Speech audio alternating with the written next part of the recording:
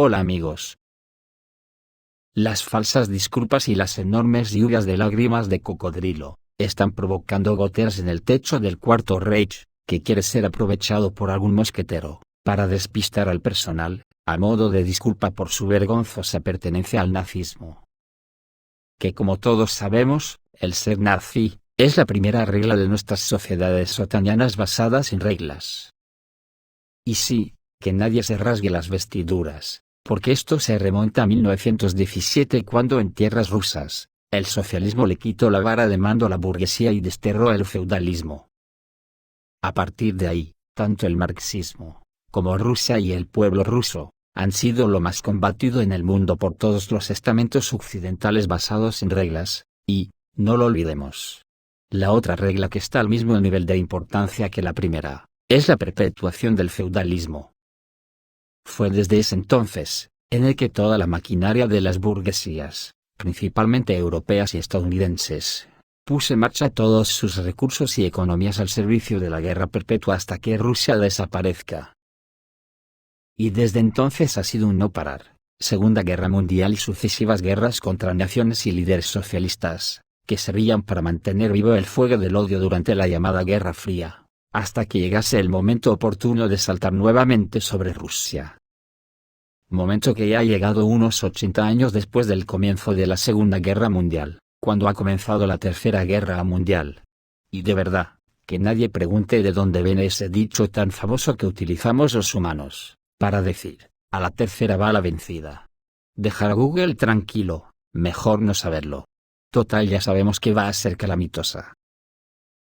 Viene todo esto a cuento de que, el 22 de septiembre, los dirigentes de Canadá y Ucrania en la Cámara de los Comunes saludaron con una gran ovación a un miembro de las SS Galicia, la tristemente célebre unidad militar nazi ucraniana de la Segunda Guerra Mundial, responsable del asesinato de miles de polacos y judíos. Durante la visita de Zelensky al Parlamento canadiense, el presidente de la Cámara de los Comunes, Antoni Rota, presentó a Yaroslav Hunka como un luchador por la independencia de Ucrania contra los rusos durante la Segunda Guerra Mundial.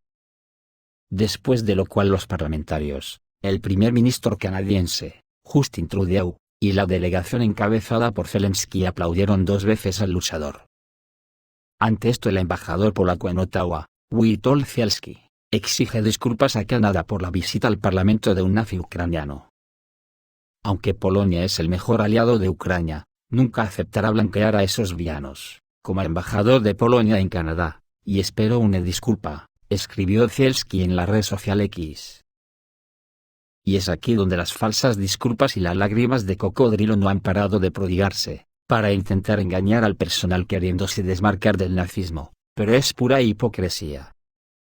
El primer ministro de Canadá, Justin Trudeau, aseguró este lunes que estaba decepcionado por el homenaje que el Parlamento canadiense hizo a un veterano ucraniano, que sirvió en una división nazi durante la Segunda Guerra Mundial, pero las lágrimas de cocodrilo tienen las patas muy cortas.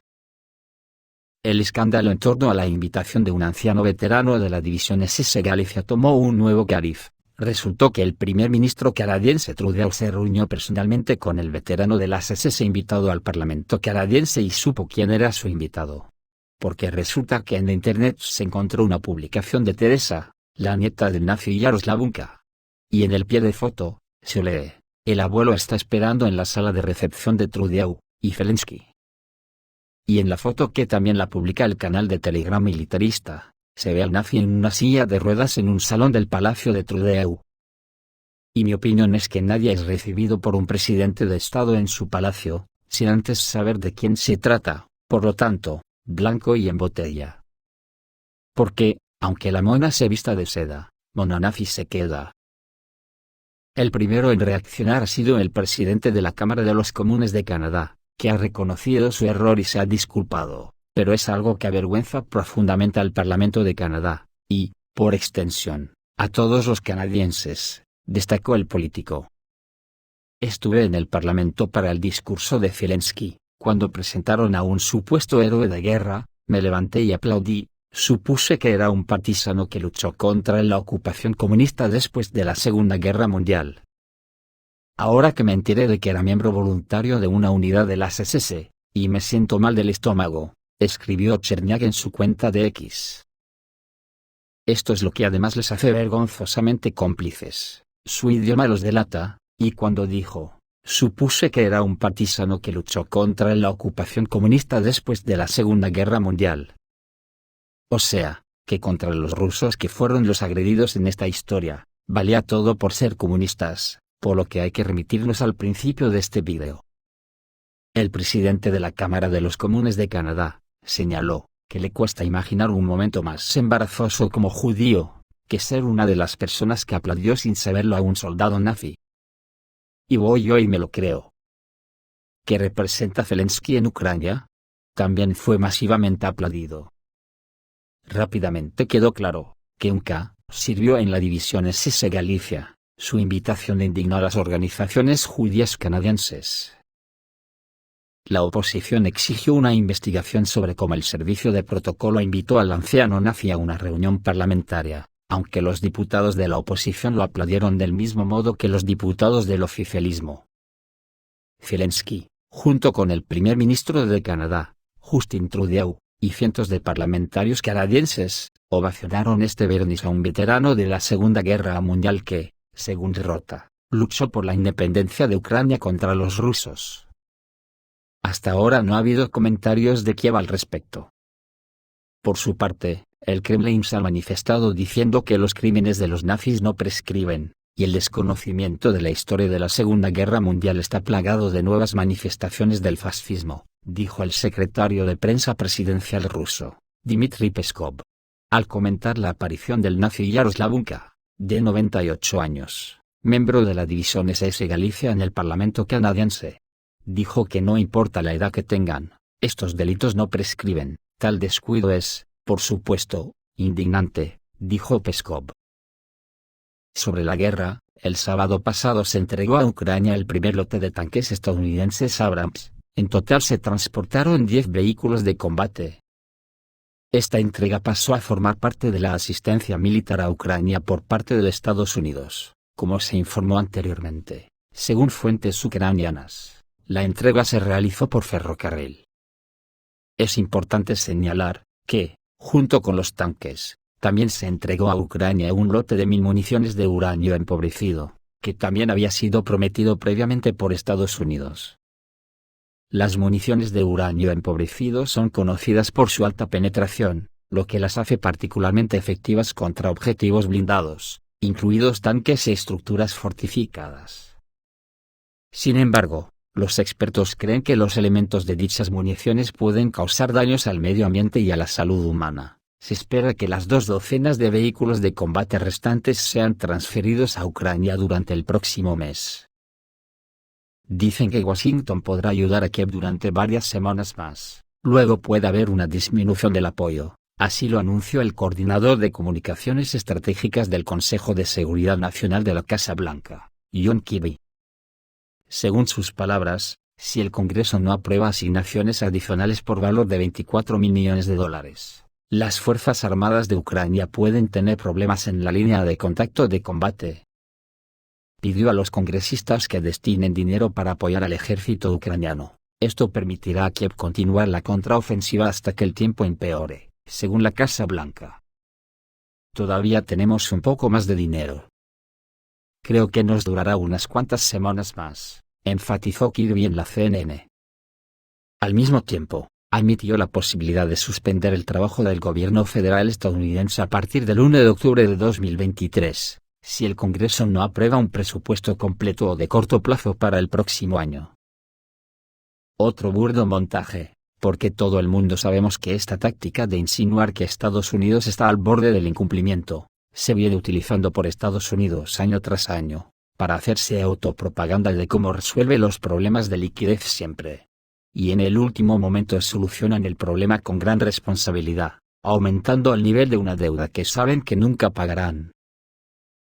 Por su parte, Rusia ha comenzado seriamente a eliminar a los mercenarios de la OTAN. En los medios apareció información sobre un poderoso ataque con misiles rusos en el aeródromo militar de Dolgintsevo en la región de Dnepropetrovsk. Prácticamente ha sido borrado de la faz de la tierra. Al menos 120 personas están desaparecidas, incluidas tropas de la OTAN. El aeródromo militar de Dolgintsevo en la región ucraniana de Dnepropetrovsk ha sido borrado de la faz de la tierra, informa la agencia de noticias ANA News. Según los periodistas, tras la exitosa destrucción del depósito de misiles, todo el aeródromo quedó envuelto en llamas. Por la noche se escucharon poderosas explosiones. El corresponsal militar de UEGTRK, Evgeny Podubny, también señaló que está llegando información sobre el aeródromo militar de Dolgintsevo, pero añadió que aún no ha sido confirmada. Los cazas MiG-29 y los bombarderos de primera línea Su-24M, de las Fuerzas Armadas de Ucrania, portadores de misiles de crucero Storm Shadow, tienen su base en Dolgintsevo, especificó el corresponsal militar. El canal militarista, citando a periodistas turcos, aclara que como resultado de un ataque nocturno a la base aérea de Dolgintsevo, desaparecieron al menos 120 personas, incluidos militares de la OTAN. Están esparcidos por los edificios y refugios de la base y sus alrededores, explica la fuente. Debido a las fuertes explosiones, la evacuación de las víctimas y las operaciones de búsqueda y rescate se complicaron enormemente. La noche en Ucrania resultó ser ruidosa, especialmente notable en Odessa, donde los ataques se llevaron a cabo simultáneamente con misiles hipersónicos Geranios, calibres, y Onyx. El objetivo era tanto la infraestructura portuaria como la terminal marítima con un hotel junto al mar, es el que se ve ardiendo en los vídeos nocturnos de Odessa. El equipo ucraniano intentó poner buena cara a un mal tiempo, afirmando alternativamente que perdieron el hotel, pero que no había nadie en el hotel y los rusos atacaron un edificio no residencial. La declaración de las autoridades municipales y regionales de Odessa fue bastante breve y estándar. Los ataques afectaron a los almacenes de una de las empresas, a la infraestructura portuaria y a las instalaciones de almacenamiento de cereales. Teniendo en cuenta que había información de que las Fuerzas Armadas de Ucrania y mercenarios estaban estacionados en el hotel, Rusia tenía muchas razones para atacar el edificio. Además, los hospitales alemanes han comenzado a aceptar en masa militares estadounidenses heridos procedentes de Ucrania para recibir tratamiento. También hubo un ataque contra el aeródromo militar de Dolgintsevo en la región de Dnepropetrovsk, cerca de Kryvyi Rog. También parece que la OTAN quiere otro frente. Al parecer estallaron combates en la frontera entre Serbia y Kosovo. Los combates se produjeron en la aldea de Banska, Kosovo. El subcomandante de la policía de la región norte de Kosovo, Beton Elsani, confirmó el tiroteo. Vemos gente armada, uniformada y con armas pesadas. Atacan nuestras posiciones y nosotros disparamos en respuesta, dijo Elsani. También aclaró que en los combates participan vehículos blindados. Y se recomienda a los residentes locales que permanezcan en sus hogares debido al riesgo de ser atacados. Mientras tanto, siguen surgiendo informes de enfrentamientos en otras zonas de Kosovo. Particularmente preocupante es la información de que hombres armados en vehículos blindados entraron en el territorio del monasterio medieval ortodoxo de Banska. Los representantes de la diócesis de la Iglesia Ortodoxa Serbia aclararon que los monjes y peregrinos se vieron obligados a refugiarse dentro del edificio del monasterio, y regularmente se escuchan disparos en el patio del monasterio.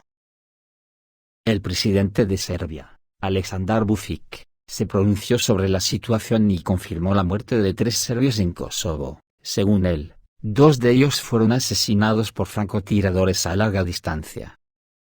También hay informes de heridos y la posible muerte de otra persona. Durante la rueda de prensa, Vučić destacó que, a pesar de los acontecimientos actuales y de la presión de la comunidad internacional, Serbia no reconoce la independencia de Kosovo.